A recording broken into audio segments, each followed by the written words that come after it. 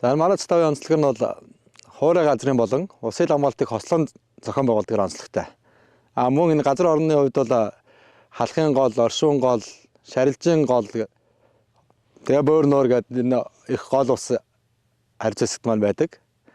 Тэгээ энэ өвлийн усын хамгаалтыг бол одоо энэ север 650К загварын хөнгөөлөг цас усны явагчаар мөн ВК 540 загварын цасны моцикл тэгээ нохоо чарга гэсэн унлагтайгаар усын хамгаалтыг зохион байгуулж байна. Зурны үйлрэлд болохоор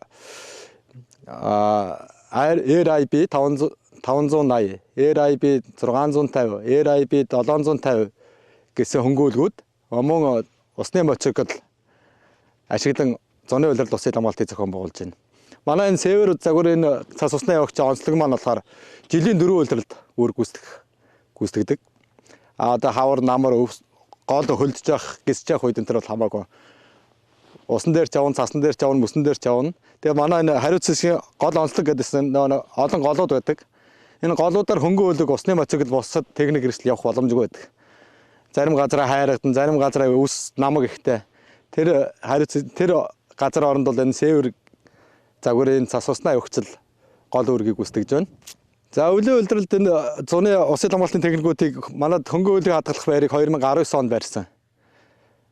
Сэндүсэн байгууламж одоо 288 м2 талбайтай. Тэгээд цахилгаан халаагууртай.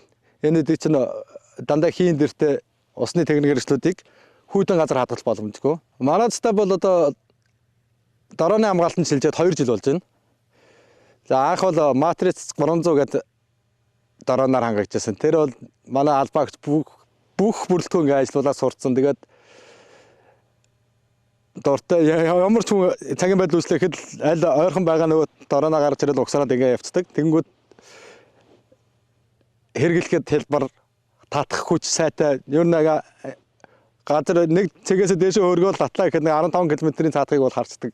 Усын хэлээр бол өмнө нь бол анх ирээд хамлагдаа ажиллаж байхад бол хулгайн загас хууль ус 8 хийх зөрчлүүд ер нь гардаг байсан. Бөөр нуураар. Тэгээ бид нар хараад тэгээд тэрийг араас нь яваа гүйцэхгүй жижиг завтай, айлсвал удаан завт хөнгөөлөлттэй. Тэг гүйцэтгэхгүй цагийн байдлаа хилээл тэгээд өнгөрчдөг гэсэн. Тэгэхээр сүүлийн энэ хурд хүчтэй энэ техникүүдээр хангагдсанаар бүр энэ хөлийн зөрчил бүр 100% таслан зогсогдсон.